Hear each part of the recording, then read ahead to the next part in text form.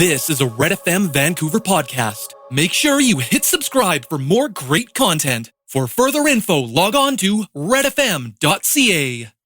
ਔਰ ਹੁਣ ਅਸੀਂ ਗੱਲ ਕਰਾਂਗੇ ਕੋਵਿਡ-19 ਔਰ ਇਹਦੇ ਕੈਨੇਡੀਅਨ ਇਕੋਨਮੀ ਦੇ ਨਾਲ ਦੁਨੀਆ ਭਰ ਦੀ ਜਿਹੜੀ ਆਰਥਿਕਤਾ ਉਹਦੇ ਤੇ ਪਏ ਪ੍ਰਭਾਵ ਦੇ ਬਾਰੇ 'ਚ। ਔਰ ਅੱਜ ਇਹਦੇ ਬਾਰੇ ਗੱਲਬਾਤ ਕਰਨ ਵਾਸਤੇ ਜਿਸ ਤਰ੍ਹਾਂ ਮੈਂ ਸ਼ੁਰੂਆਤ ਦੇ ਵਿੱਚ ਦੱਸਿਆ ਸੀ ਕਿ ਸਾਡੇ ਨਾਲ ਇੱਕ ਐਕਸਪਰਟ ਜਿਹੜੇ ਨੇ ਸ਼ਾਮਿਲ ਹੋ ਰਹੇ ਨੇ, ਇਕੋਨਮਿਸਟ, ਬੜੇ ਸੀਨੀਅਰ ਇਕੋਨਮਿਸਟ ਨੇ, ਫੇਅਰਲੇ ਡਿਕਿੰਸਨ ਯੂਨੀਵਰਸਿਟੀ ਦੇ ਐਸੋਸੀਏਟ ਪ੍ਰੋਫੈਸਰ ਔਰ ਸਕੂਲ ਆਫ ਐਡਮਿਨਿਸਟ੍ਰੇਸ਼ਨ ਸਾਇੰਸਿਸ ਦੇ associate director doctor Ajay Garg ਇਸ ਵੇਲੇ ਸਾਡੇ ਨਾਲ ਸ਼ਾਮਿਲ ਨੇ। ਔਰ ਡਾਕਟਰ ਅਜੇ ਗਰਗ ਦੇ ਬਾਰੇ ਮੈਂ ਦੱਸ ਦਿਆਂ ਕਿ ਇਹ ਫੇਅਰਲੇ ਡਿਕਿੰਸਨ ਯੂਨੀਵਰਸਿਟੀ ਦੇ ਨਾਲ ਇਹਨਾਂ ਦੇ ਕੋਲ 32 ਸਾਲ ਦਾ ਜ਼ਿਆਦਾ ਦਾ ਟੀਚਿੰਗ ਐਕਸਪੀਰੀਅੰਸ ਹੈ, research industry relating rural development, international business. 25 ਤੋਂ ਜ਼ਿਆਦਾ ਇਹਨਾਂ ਨੇ ਰਿਸਰਚ ਆਰਟੀਕਲਸ ਜਿਹੜੇ ਲਿਖੇ ਨੇ, 6 PhD ਥੀਸਿਸ ਜਿਹੜੇ ਨੇ ਸੁਪਰਵਾਈਜ਼ ਕੀਤੇ ਨੇ। ਉਸ ਤੋਂ ਇਲਾਵਾ ਇਹਨਾਂ ਨੇ operation management with McGraw Hill, quality management, organisational decision making ਦੇ ਉੱਤੇ ਕਿਤਾਬਾਂ ਲਿਖੀਆਂ ਨੇ। 28 ਤੋਂ ਜ਼ਿਆਦਾ ਮੁਲਕ ਘੁੰਮੇ ਨੇ ਆਪਣੇ ਅਕੈਡਮਿਕ ਤੇ ਇੰਡਸਟਰੀਅਲ ਅਸਾਈਨਮੈਂਟਸ ਨੂੰ ਕੰਪਲੀਟ ਕਰਨ ਦੇ ਵਾਸਤੇ। ਔਰ ਨਾਲ ਦੇ ਨਾਲ ਇਹ ਮੈਂਬਰ ਨੇ ਰਿਸਰਚ ਐਥਿਕਸ ਬੋਰਡ ਦੇ ਕੈਨੇਡਾ ਦੀ ਇੱਕ ਯੂਨੀਵਰਸਿਟੀ ਦੇ ਨਾਲ। ਔਰ ਹੋਰ ਵੀ ਭਾਰਤ ਦੇ ਵਿੱਚ ਕਈ ਜਿਹੜੀਆਂ ਵੇਰੀਅਸ ਜਿਹੜੇ ਇੰਸਟੀਚਿਊਟਸ ਨੇ ਉਹਨਾਂ ਦੇ ਐਗਜ਼ੀਕਿਊਟਿਵ ਡਾਇਰੈਕਟਰ ਨੇ, ਸੀਨੀਅਰ ਪ੍ਰੋਫੈਸਰ ਰਹੇ ਨੇ, ਬਿਜ਼ਨਸ ਸਟੱਡੀਜ਼ ਦੇ ਵਿੱਚ ਇਹਨਾਂ ਦੀ ਐਕਸਪਰਟੀਜ਼ ਰਹੀ ਹੈ। ਔਰ ਡਾਕਟਰ ਅਜੇ ਗਰਗ ਇਸ ਵੇਲੇ ਸਾਡੇ ਨਾਲ ਫੋਨ ਲਾइन ਤੇ शामिल ਨੇ। डॉक्टर गर्ग, बहुत बहुत स्वागत है। धन्यवाद जी, थैंक यू वेरी मच, शुक्रिया। डॉक्टर साहब, सबसे पहले हम आपसे ये जानना चाहेंगे कि कोविड-19 जो है इसका प्रभाव ना केवल कनाडा पर बल्कि पूरे विश्व पर पड़ा है, पूरी दुनिया पर पड़ा है। आपके हिसाब से अर्थव्यवस्था पर अगर बात करें खास तौर से, उस पर किस तरह का प्रभाव पड़ा है? समीर जी, कोविड-19 जी, कोरोना वायरस डिजीज ऑफ 2019, इसकी शॉर्ट फॉर्म है जी, कोरोना वायरस डिजीज ऑफ 2019 जी। It has affected world basically 4 angles are there. First is the global value chain, जिसको हम ग्लोबल सप्लाई चेन भी बोल सकते हैं। ग्लोबल वैल्यू चेन और global supply chain connects the producers from all over the world to all over the world. Means producers are connected through supply chain to different distributors, retailers, exporters, importers and ultimately customers. कोविड-19 के कारण सब quarantine हो गया, travel ban हो गया, कुछ भी मूवमेंट न गुड्स की न लोगों की हो पा रही है। तो इसलिए टोटल सप्लाई चेन ब्रेक हो गई है, जिसके कारण से goods and services are not being able to transfer from one place to another place. दूसरा इसका सेकंड वर्स्ट इम्पैक्ट पड़ा है स्टॉक मार्केट पे। ऑफ कोर्स ये भी वैल्यू चेन के टूटने से है। डिफरेंट कंट्रीज अपने गुड्स को जब बेच ही नहीं पाएंगे तो उनका प्रॉफिटेबिलिटी लॉस होगा, और प्रॉफिटेबिलिटी लॉस होने से उनके स्टॉक मार्केट्स डाउन हो रहे हैं। It is worst ever since great depression of economy in 1929, which started in 1929 and lasted till 1939. उसके बाद सबसे भयानक इकोनॉमिक मेल्टडाउन कहेंगे या कुछ भी कहेंगे। तीसरा इफेक्ट है इसका, जो थर्ड भी है और बिगेस्ट भी है, जिसका मैंने शुरुआत भी की थी, कि quarantine, travel shutdown, restaurants, hotels closures, everything is totally closed for at least last 2-3 months जी। उसके कारण से जॉब्स चली गई हैं, लोग आ जा नहीं पा रहे हैं, बहुत ज्यादा उसका इम्पैक्ट पड़ा है, और that is the most severe impact. और उसके कारण से लोगों की इनकम बंद हो गई है, जॉब लॉस होने के कारण सब कुछ स्टैंड स्टिल हो गया है लोगों के पास। कनाडा तो फिर भी डेवलप्ड कंट्री है, लोगों पे गवर्नमेंट की हेल्प है या कैसे भी है, भूखे मरने की नौबत नहीं है। बट कुछ कंट्रीज ऐसे हैं world over, African countries, Asian countries, जहां पे प्रॉब्लम और ज्यादा सीवियर है और छोटे छोटे बिजनेस बंद हो गए हैं। और डॉक्टर गर्ग, अगर कनाडा के ऊपर कनाडा की इकोनॉमी के ऊपर इसका प्रभाव देखें तो किस तरह से आप देखते हैं? देखिए, कनाडा में मैं 2 एंगल से बातचीत करना चाहूंगा। एक तो ब्रिटिश कोलंबिया और एक ओवरऑल कनाडा। जी। ब्रिटिश कोलंबिया की total GDP gross domestic product in 2000 $264 million था। और hospitality industry, travel, tourism and education and natural resources में फॉरेस्ट्री, वाटर, इन सब की बात करें तो यही बीसी का इकोनॉमी है। Otherwise we produce zero, practically zero. I am not saying zero means zero, practically zero, but our BC economy totally 95% depends on travel, hospitality, tourism and education. और ये चारों चीजें बंद हो गई, प्रैक्टिकली जीरो हो गई। 2 लाख लोग हॉस्पिटैलिटी इंडस्ट्री में थे 2019 के एंड पे। एजुकेशन इंडस्ट्री, अगर हम यूनिवर्सिटीज की बात करें जो इंटरनेशनल स्टूडेंट्स पे डिपेंड करती हैं, तो ऑन एन एवरेज एक पर्टिकुलर यूनिवर्सिटी की बात करें तो 250 स्टूडेंट्स पर टर्म, साल में 3 या 4 टर्म्स होते हैं, इंटरनेशनल स्टूडेंट्स आते हैं, उनका समर इनटेक 250 से 18 रह गया है। और हॉस्पिटैलिटी इंडस्ट्री में 2 लाख लोगों की जॉब चली गई है। ट्रैवल इंडस्ट्री में जो पर डे वैंकूवर में भी अराउंड 100 इंटरनेशनल फ्लाइट्स आती थी, इससे 2-2.5 महीने में जीरो है। बॉर्डर्स का क्रॉस करना, चाहे ह्यूमन रिसोर्सेज के लिए चाहे गुड्स एंड सर्विसेज के लिए, टोटली है। तो फॉरेस्ट्री इंडस्ट्री का ये हाल है। अनएम्प्लॉयमेंट रेट कुछ सेक्टर्स में तो 5% to 75% तक डाउन हो गया, इंक्रीज हो गया अनएम्प्लॉयमेंट रेट। और इकोनॉमी का जो टोटल डाउन है, वो अगर हम समर की बात करें, जो नॉर्मल समर की बात है, अगर हमारा तो कुछ समर में नॉर्मल हो जाता है, एक ऑप्टिमिस्टिक थिंकिंग है, तो भी हमारा 7% डाउन होगा इकोनॉमी इन 2020। अगर थोड़ा सा लंबा चल गया तो ये बाई अनदर 11% हमारी इकोनॉमी कनाडा की, बीसी की डाउन हो जाएगी। ये है बीसी की पिक्चर जी। और अगर हम कनाडा की बात करें जी तो बहुत ज्यादा बुरा हाल है। पूरे कनाडा में मार्च के महीने में 1.4 मिलियन जॉब्स का लॉस हुआ है। 1.4 मिलियन। और ये जो जनरली 5% होता है अनएम्प्लॉयमेंट रेट या जॉब लॉस रेट, ये 7.8% हो गया है। और week started March 15 was the worst. February end में 19.2 मिलियन जॉब्स, पेड जॉब्स थी February end में 2020 की बात कर रहा हूँ। और मार्च एंड में 19.2 मिलियन जॉब्स की बजाय 17.8 मिलियन जॉब्स रह गई, यानी कि 1.4 मिलियन जॉब्स का लॉस हुआ। ये तो डायरेक्ट लॉस है। अनदर 1.3 मिलियन जिन्होंने सोचा कि हमारे पास जॉब है बट लॉकडाउन चल रहा है, हमारी जॉब है पर लॉकडाउन चल रहा है इसलिए हम जा नहीं पा रहे हैं। अब लॉकडाउन के बाद उनको जॉब मिलेगी, रहेगी, नहीं रहेगी, वो 1.3 मिलियन एडिशनल है। 0.8 मिलियन वर्कर्स ऐसे हैं जिनको अपनी रूटीन सैलरी से हाफ से भी कम मिल रही है। और अनदर 0.22 मिलियन पीपल ऐसे हैं जिनका मार्च फर्स्ट वीक में तो जॉब थी, पर जब तक ये स्टडी आई बाहर तब तक उनकी जॉब भी चली गई थी। जब हम इन 0.22 मिलियन को भी काउंट कर लें तो जॉबलेस रेट 7.8 की बजाय 8.9% हो जाता है।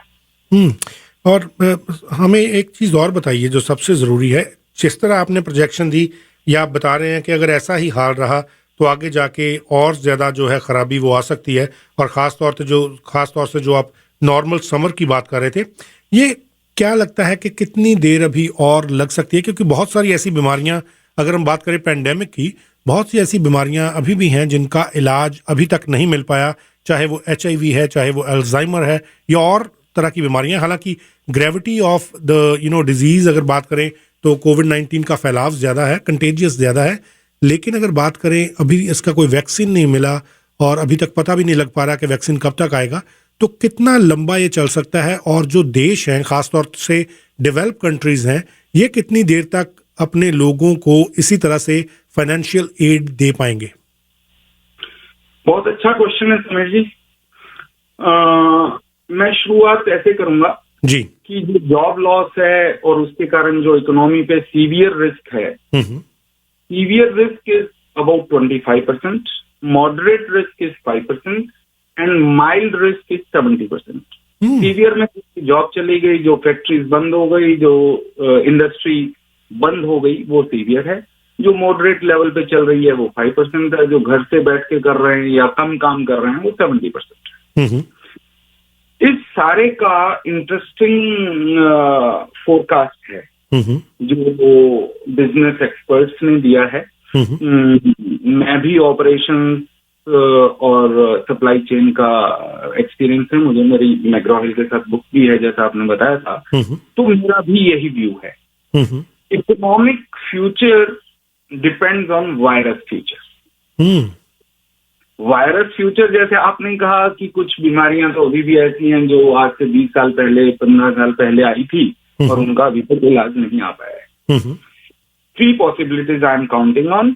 फर्स्ट इज, अगर हमारा करंट पेंडेमिक 3 मंथ्स और सो चलता है सिर्फ, जो बड़ा ऑप्टिमिस्टिक मैं मान के चल रहा हूं, तो current containment, current isolation will prevent the spread of virus and virus will not find out the host ताकि वो वायरस सर्वाइव कर सके, ग्रो कर सके, प्रॉस्पर कर सके। जब उसको होस्ट ही नहीं मिलेंगे तो वायरस अपने आप में ही, I will not say die down, but I will say passive हो जाएगा अगर हम आइसोलेशन में बने रहते हैं till the time virus slows down और पैसिव हो जाए। ये बड़ा ऑप्टिमिस्टिक थिंकिंग है जो बहुत ज्यादा मानी नहीं जा सकती। दूसरा है, वायरस में परसिस्ट अंटिल ए सब्सटैंशियल पॉपुलेशन बिकम्स इम्यून। जैसे हमें रहना आ जाए वायरस के साथ, हम अपनी इम्यूनिटी स्ट्रांग कर लें। जैसे सिंपल, वो बात नहीं है, पर सिंपल फ्लू की बात करें, कुछ लोगों को जल्दी होता है, कुछ लोगों को लेट होता है। जल्दी होने वालों के पास विटामिन सी या कुछ और कारण से कमी होती है, डेफिशिएंसी होती है, उनको जल्दी हो जाता है। कुछ लोगों को लेट होता है जिनकी बॉडी में रेजिस्टेंस ज्यादा है। तो अगर बड़ी पॉपुलेशन इस इम्यूनिटी को डेवलप कर पाती है तो फिर वायरस इनइफेक्टिव हो जाएगा। थर्ड सिचुएशन है कि वैक्सीन आ जाए, जो कम से कम 1 साल तो लगेगा, या उसका कोई स्लो डाउन कर दे उसके सिम्टम्स को, उसकी प्रॉब्लम्स को, ट्रीटमेंट आ जाए। अगर ट्रीटमेंट उसको काम डाउन कर देता है इस प्रॉब्लम को, इसके चांसेस ज्यादा हैं। जो थोड़ा सा लॉन्ग टर्म सॉल्यूशन है ट्रीटमेंट और in the long run vaccine, तो ये हम इसको काबू कर सकते हैं। इसका इकोनॉमिक फ्यूचर अकॉर्डिंगली प्रॉब्लम आ जाएगी। पेसिमिस्टिक जैसे मैंने कहा व्यू है कि कम से कम 2 साल और लग जाएंगे। पब्लिक सर्विसेज बंद रहेंगी, फूड सप्लाई थोड़ा बहुत कंटिन्यू करनी पड़ेगी क्योंकि इमरजेंसी एसेंशियल सर्विसेज में आता है। तो वर्किंग फ्रॉम होम और डू नथिंग वाली प्रॉब्लम रहेगी, बट ये 2 साल तक भी खिंच सकता है। और ऑप्टिमिस्टिक फ्यूचर की बात करें तो ट्रीटमेंट के बेस पर हम काम करें, चलें, काम डाउन कर लें सिचुएशन को। इलाज जैसे आपने कहा HIV का नहीं मिल रहा है, सार्स से एक होता था 2011-12 में आया था, उसका अभी तक नहीं है, या कई और प्रॉब्लम्स हैं जिनका नहीं है, पर उनको हम अगर काम डाउन करें, काम डाउन करने के बाद अपने आप को उठाएं, जैसे डस्टिंग ऑफ करके खुद से और काम पे लग जाएं। तो उसके लिए हमें ट्रीटमेंट तो चाहिए काम डाउन करने के लिए। डॉक्टर गर्ग, आपसे एक जानना चाहेंगे कि इंडिविजुअल डेट की अगर बात करें उसको लेकर क्या चल रहा है? क्या इस पेंडेमिक के दौरान कई लोग जो हैं वो इंसॉल्वेंसी में जाएंगे? बहुत अच्छा क्वेश्चन है, बड़ा रेलेवेंट क्वेश्चन है। पूरे कनाडा का अगर हम डेट की बात करें जी, 2019 में Canadian debt was at the tune of 768 billion. और जो फिच रेटिंग एजेंसी है, देखिए आप बात करेंगे, मैं बात करूंगा, पॉलिटिकल पार्टीज बात करेंगे, तो गवर्नमेंट उसको कह देती है कि यूजलेस बात कर रहे हैं, पॉलिटिकल मोटिव्स हैं, सब कुछ ये कह के नकार देती है। बट फिच एक रेटिंग एजेंसी है जिसको नकारना बड़ा मुश्किल है। तो कनाडा की AAA रेटिंग है इकोनॉमी के पॉइंट ऑफ व्यू से, और जो कनाडा का डेट है 768 बिलियन डॉलर्स है। तो फिच रेटिंग एजेंसी कहती है कि ये debt very close to insolvency and very close to that is not compatible with AAA rating. तो इसलिए कनाडा का डेट ही इतना ज्यादा है, वो चाहे पॉलिटिकल रीजंस हैं, चाहे पैसे को बिना सोचे समझे बांट देना है, या हम किसी भी अपने पॉलिटिकल एजेंडा को पूरा करने के लिए पैसे की बरसात कर देते हैं। तो वो सारा, मैं ना लिबरल पार्टी के साथ हूँ, ना ही मैं कंजर्वेटिव पार्टी के साथ हूँ, ना मेरा ग्रीन पार्टी से, मैं टोटली नॉन पॉलिटिकल बंदा हूँ, पर्सन हूँ, तो मेरा किसी से कोई लिंक नहीं है जी। पर मैं ये जरूर कहूंगा कि जैसे अपने इंडियन फैमिलीज में रहता ही है, पैसे को बचा के चलना चाहिए। बुरे टाइम के लिए भी थोड़ा बहुत तो रिजर्व्स रखने चाहिए। हम रिजर्व्स की बात छोड़ें, हमारे ऊपर तो डेट ही डेट है। और इन जॉब्स के जाने के कारण, इन स्मॉल बिजनेसेस के बंद होने के कारण प्रॉब्लम बहुत सीवियर है। मैं देख सकता हूँ अगर ये थोड़ा सा और लंबा खिंच गया, यानी कि 5-6 महीने खिंच गया, तो स्थिति को, इकोनॉमिक स्थिति को संभालना बड़ा मुश्किल हो जाएगा। डॉक्टर, क्योंकि आपको मैंने जैसे पहले भी कहा कि इवन 5% भी एडमिशंस नहीं है यूनिवर्सिटीज में। Travel industry, tourism industry, hospitality industry zero, practically zero है। कहीं कोई आना जाना नहीं है, कोई इंटरनेशनल फ्लाइट्स चल नहीं रही हैं। एक मैं आर्टिकल पढ़ रहा था, ये ट्रैवल इंडस्ट्री के बारे में है, हॉस्पिटैलिटी इंडस्ट्री के बारे में। एक ट्रैवल एजेंट से बात हो रही थी, तो उसके मार्च के बिगिनिंग में 22 बुकिंग्स थी, और he was expecting 80 more bookings by the end of August. तो more than 100 bookings he was practically expecting. और उससे जब बात हुई तो अब उसके पास 0 है। 102 गोइंग टू 0। तो ये इंडिविजुअल की बात कर रहा हूँ, इंडिविजुअल डेट की बात कर रहा हूँ, इंडिविजुअल इकोनॉमी की बात कर रहा हूँ। Individuals will be in a great problem and political system will be in a great problem and everything. If it prolongs to more than 6 more months, then everything will be a problem. Doctor Garg, मैं आपसे एक चीज़ और जानना चाहूँगा। जैसे आपने कहा कि कई बार जो बहुत सारा पैसा बांट दिया जाता है लोगों में, या बड़ी कॉरपोरेशंस में, बड़े जो औद्योगिक घराने हैं उनमें, तो बेल आउट का एक जिक्र आता है, बार बार कहा जाता है कि बड़ी कंपनीज जो हैं वो बेल आउट की एक शब्द है जो बार बार सामने आता है। हमें बताइए कि बेल आउट दरअसल क्या चीज़ है और किस तरह से ये इकोनॉमी के ऊपर प्रभाव डालता है। Again very good question. Bail out किसी भी कंट्री के पॉलिटिकल सिस्टम पे भी डिपेंड करता है। अगर एक छोटी कंपनी है या छोटे सिटीजन्स हैं जी, उनके पास खाने के लिए रोटी नहीं है, छोटी कंपनी अगर उनको हम कुछ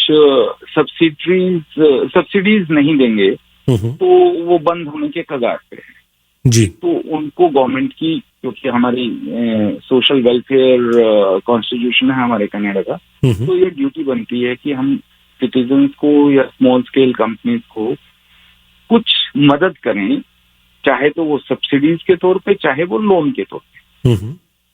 उस मदद को बेल आउट पैकेज कहा जाता है।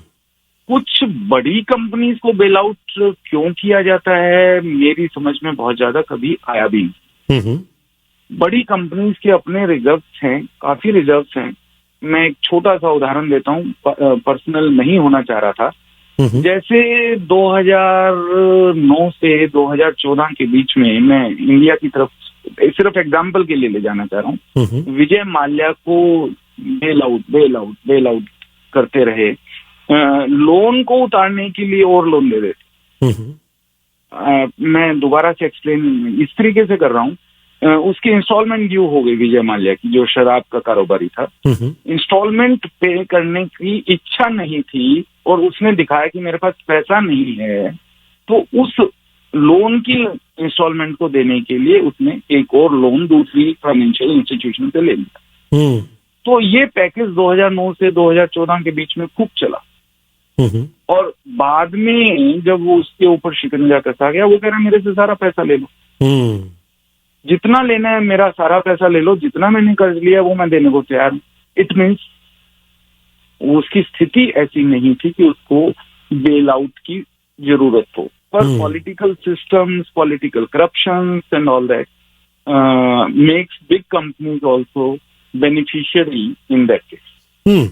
और डॉक्टर गर्ग, आपसे एक चीज और जानना चाहेंगे। इस पेंडेमिक के दौर में जो सबसे इम्पोर्टेंट बात देखने को सामने आई वो थी कि वर्ल्ड लीडरशिप, जो वर्ल्ड के लीडर हैं, खासतौर से बड़ी जो कंट्रीज हैं उनके जो लीडर्स हैं, उनकी डिसीजन मेकिंग किस तरह की रही अपने लोगों को बचाने में और अपनी आर्थिकता को बचाने में, क्योंकि बहुत से ऐसे मुल्क हैं जिन्होंने कोशिश की कि जल्दी से जल्दी अपने आर्थिकता को खोला जाए, इकॉनमी को खोला जाए, और उनका कहना था कि इकॉनमी तो खोलनी ही पड़ेगी।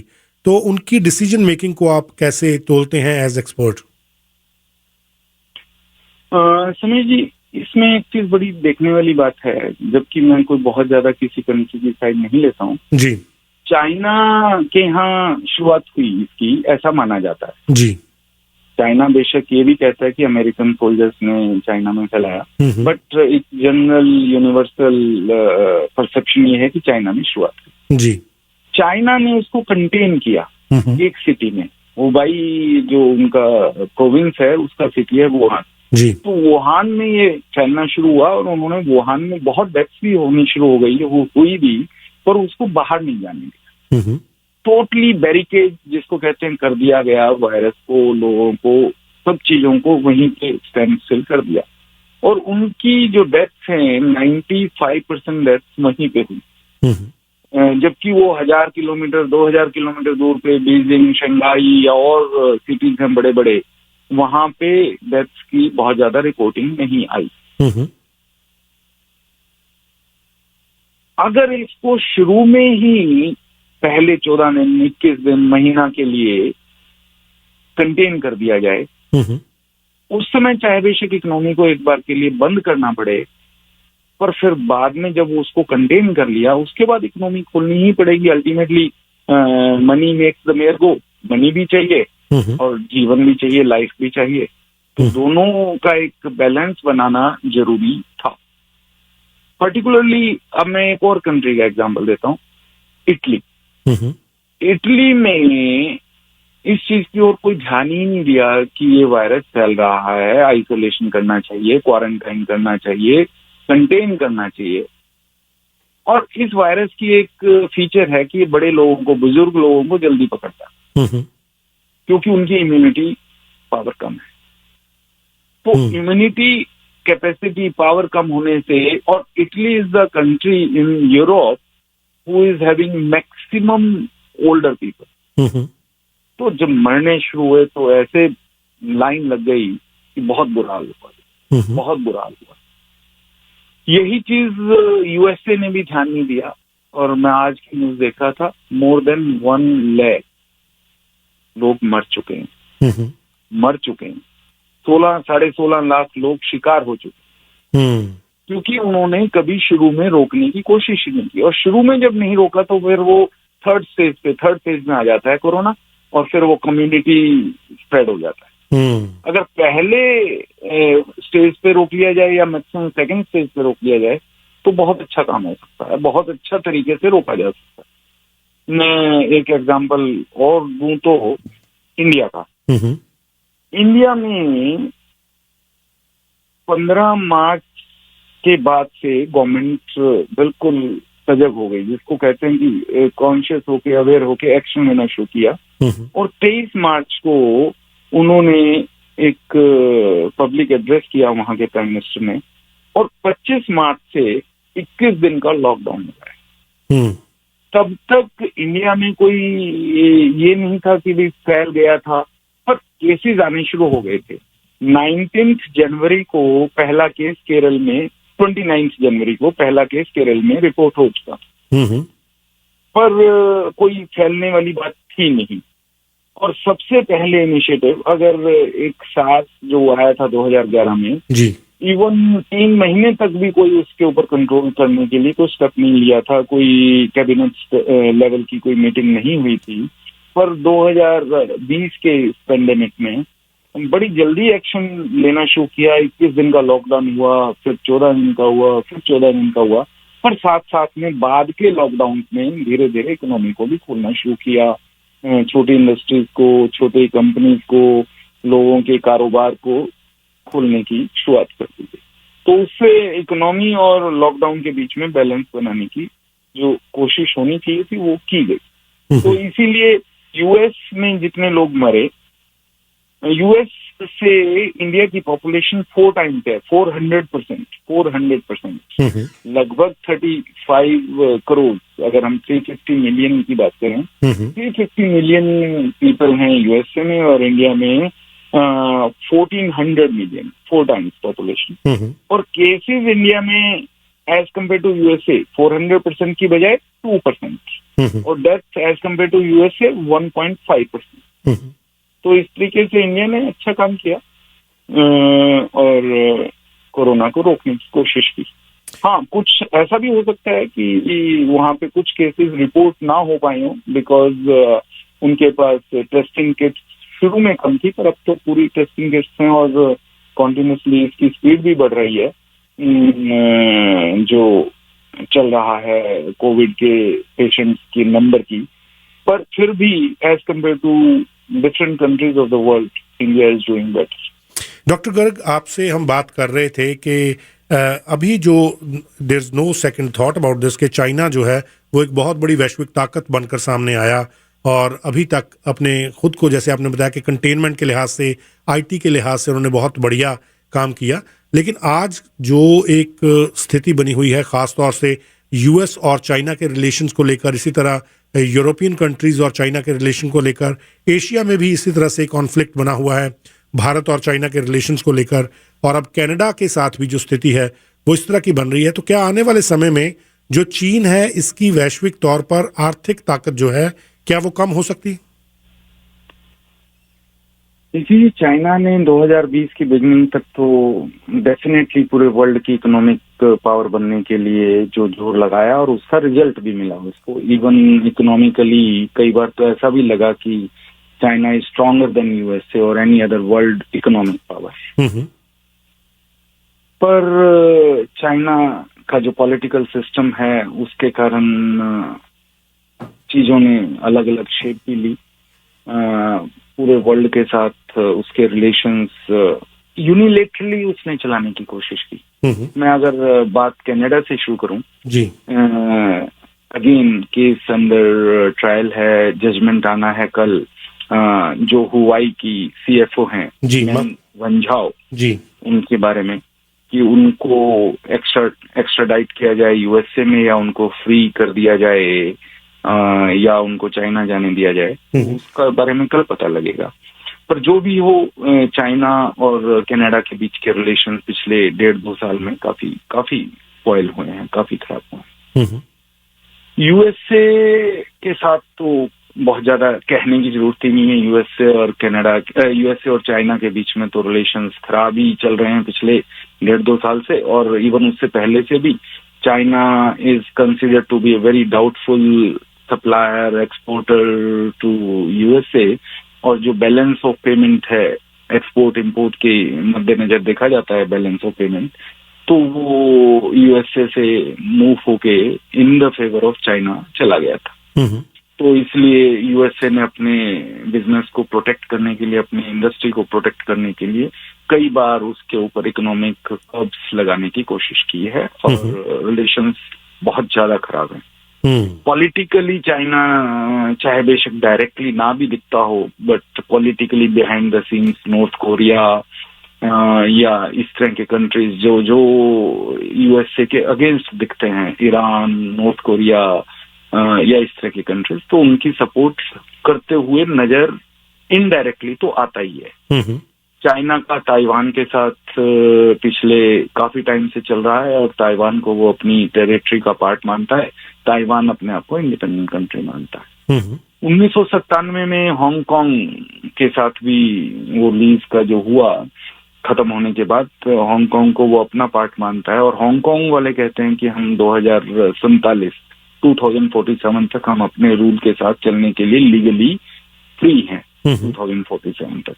तो हांगकांग में भी फ्यूगिटिव ऑफेंडर्स अमेंडमेंट बिल आया लास्ट ईयर और even very recently last Sunday 2 दिन पहले फ्रेश प्रोटेस्ट शुरू हो गए जिसमें मोर देन 200 पीपल, जबकि चाइना जैसी डिक्टेटर कंट्री के साथ 200 people is a big number. जिसने थियामन स्क्वायर की बात करें 1989 में, तो बस इतना ही काफी है कहना कि कुछ भी कर सकता है चाइना, उसके बावजूद 200 प्रोटेस्टर्स वहां पे इकट्ठे हुए। इंडिया और चाइना के बीच में भी पिछले, वैसे तो 1962 से ही टेरिटरी डिस्प्यूट चल रहा है 1962 से, पर पिछले 2-3 साल से तो क्योंकि चाइना को पहले कोई रेजिस्टेंस मिलता नहीं था, तो 2.5 साल पहले डोकलाम, और अब क्योंकि इंडिया अपनी टेरिटरी को छोड़ने को तैयार नहीं है। चाइना जो टेरिटरी इंडिया अपनी बता रहा है वो चाइना अपनी बताता है। लद्दाख के एरिया में अभी आज ही की न्यूज है कि मैन फ्री फाइटर्स चाइना ने डिप्लॉय कर दिए हैं इंडिया बॉर्डर पे। तो इंडिया ने भी तेजस करके एक इनका बड़ा स्मार्ट प्लेन है, फाइटर प्लेन है, वो भी डेप्यूट इंडिया कर रहा है। यानी कि tensions are increasing day by day between India and China, between China and Taiwan, between China and Hong Kong, between China and USA and between China and Australia. आज ही की न्यूज है कि यूएसए ने ऑस्ट्रेलिया में भी अपने 2000 मरीन वहां पे भेजे हैं चाइना को प्रोटेक्ट करने के एंगल से। और चाइना और कनाडा, क्योंकि हमारा कंट्री कनाडा है, तो कनाडा की बात करें तो अभी ये पिछले 1 साल से तो काफी TFO जो हुवाई की हैं मैंग वंझाओ, तो इनके इशू पे काफी प्रॉब्लम चल रही है। चाइना अपना प्रेशर डाल रहा है, कनाडा का अपना पॉलिटिकल जुडिशियल सिस्टम है, तो देखते हैं क्या होता है। Doctor, it is a very interesting point to सी।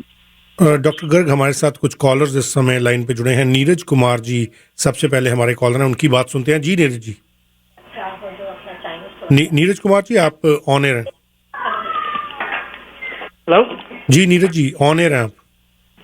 जी समीर भाई, बड़ा अच्छा टॉपिक चल रहा है। अजय जी बड़ी महत्वपूर्ण जानकारियां दे रहे हैं। मैं भी इसी वैसे इंडिया से सिलसिले में ही मेरे भी मन में प्रश्न उठ रहा था, तो मैं चला गर्ग साहब से पूछ लिया जाए। जी। अभी जैसे कि कई रिपोर्ट्स आई हैं और जैसे जापान ने भी रिसेंटली 2.2 बिलियन इन्वेस्ट किए हैं जो है ना चाइना से निकलने के लिए अपनी फैक्ट्रीज को, और बिजनेसेस चाह तो रहे हैं धीरे धीरे मूव आउट हो जाए चाइना से। और BBC ने की भी एक रिपोर्ट जिसमें वो कहते हैं can India replace China as world factory. तो इस सारे इसमें जो कुछ ग्रुप्स बने हैं, जापान, ऑस्ट्रेलिया, US, इंडिया, तो इसका भी भविष्य में चल के इंडिया को मुझे लगता है कि काफी फायदा होने वाला है। गर्ग साहब क्या कहना चाहते हैं इस बारे में? गर्ग साहब, इससे पहले कि आप नीरज कुमार जी के सवाल का जवाब दें, एक और सवाल साथ ही साथ ले लेते हैं। अमर सिंह जी हमारे साथ जुड़े हैं। जी अमर सिंह जी।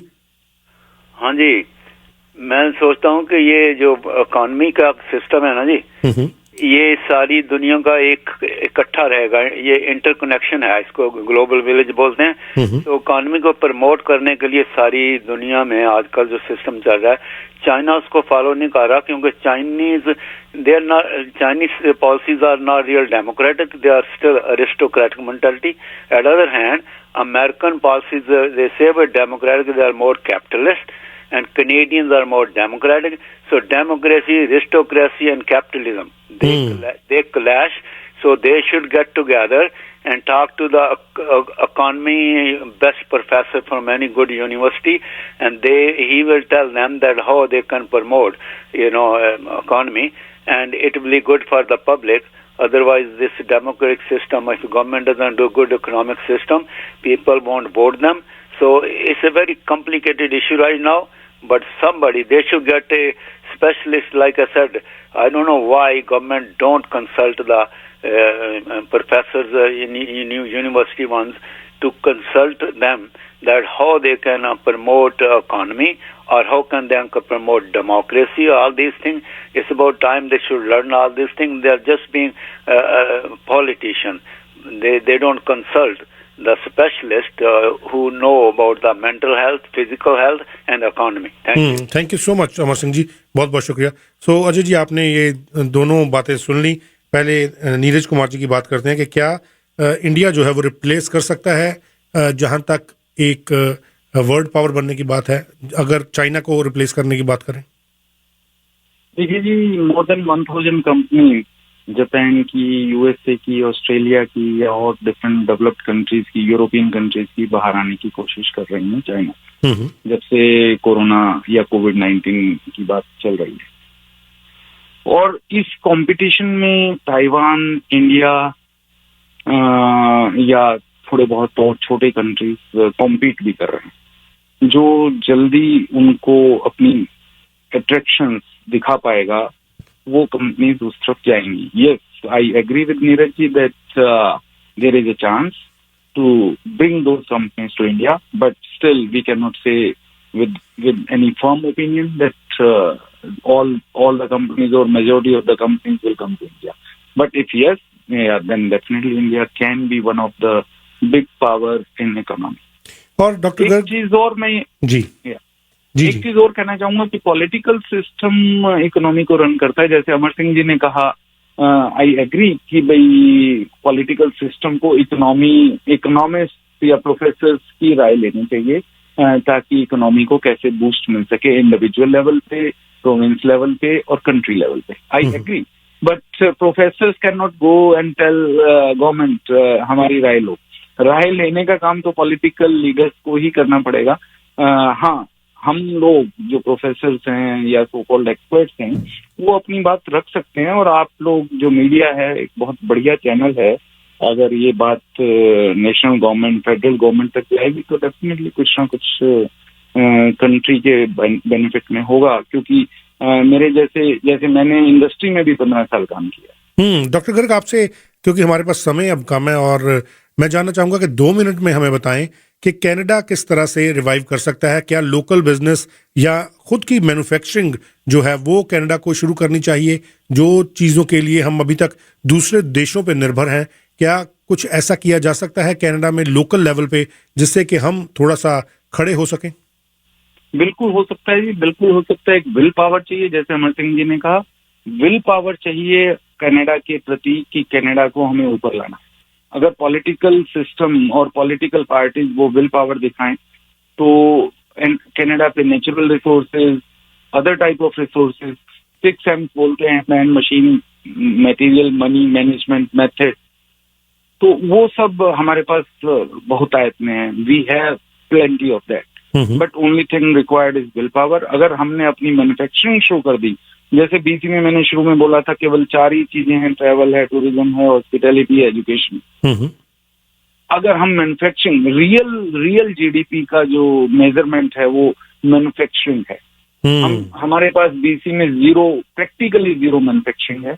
अगर हम अमर सिंह जी की बात को मैं और ऊपर लाऊं तो अगर हम ये करें तो डेफिनेटली प्रोफेसर्स की राय लेनी चाहिए, एक्सपर्ट्स की राय लेनी चाहिए और मैन्युफैक्चरिंग हो सकती है. और ऐसे प्रोफेसर्स भी बहुत हैं, ऐसे एक्सपर्ट्स भी बहुत हैं जिनको इंडस्ट्री का भी एक्सपीरियंस है और एक्सपर्ट नॉलेज भी है. उनकी मदद लेके कंट्री को कहीं से भी ऊपर तक ले जाया जा सकता. आपका बहुत बहुत धन्यवाद अजय गर्ग जी हमसे बात करने के लिए. Thank you ji, thank you very much for calling me and bringing me to your talk. I really appreciate. आपसे दोबारा कोशिश करेंगे कि फिर एक बार ऐसे ही मुद्दों के ऊपर बातचीत के लिए आपको बुलाया जाए. आपका एक बार फिर से बहुत बहुत शुक्रिया. Thank you, thank you. So ਇਹ ਸਨ ਡਾਕਟਰ ਅਜੇ ਗਰਗ ਜੋ ਕਿ ਫੇਅਰਲੇ ਡਿਕਿੰਸਨ ਯੂਨੀਵਰਸਿਟੀ ਦੇ ਐਸੋਸੀਏਟ ਪ੍ਰੋਫੈਸਰ, ਔਰ ਨਾਲ ਦੇ ਨਾਲ ਅਸੀਂ ਦੱਸ ਦਈਏ ਕਿ ਇਹਨਾਂ ਦੀ ਐਕਸਪਰਟੀਜ਼ ਜਿਹੜੀ ਹੈ ਉਹ ਇੱਕ ਸੀਨੀਅਰ ਇਕੋਨੋਮਿਸਟ ਦੇ ਵਜੋਂ ਵੀ ਹੈ ਔਰ ਸਾਡੇ ਐਕਸਪਰਟ ਪੈਨਲ ਤੇ ਵੀ ਨੇ, ਔਰ ਸਕੂਲ ਆਫ ਐਡਮਿਨਿਸਟ੍ਰੇਟਿਵ ਸਾਇੰਸਿਸ ਦੇ ਐਸੋਸੀਏਟ ਡਾਇਰੈਕਟਰ ਨੇ ਡਾਕਟਰ ਅਜੇ ਗਰਗ. ਇਹਨਾਂ ਦੇ ਨਾਲ ਗੱਲਬਾਤ ਚੱਲ ਰਹੀ ਸੀ. Thank you for listening to another Red FM podcast. Don't forget to hit subscribe and check out our Red FM Canada YouTube channel. For further info, log on to our Red FM social media platforms or visit redfm.ca.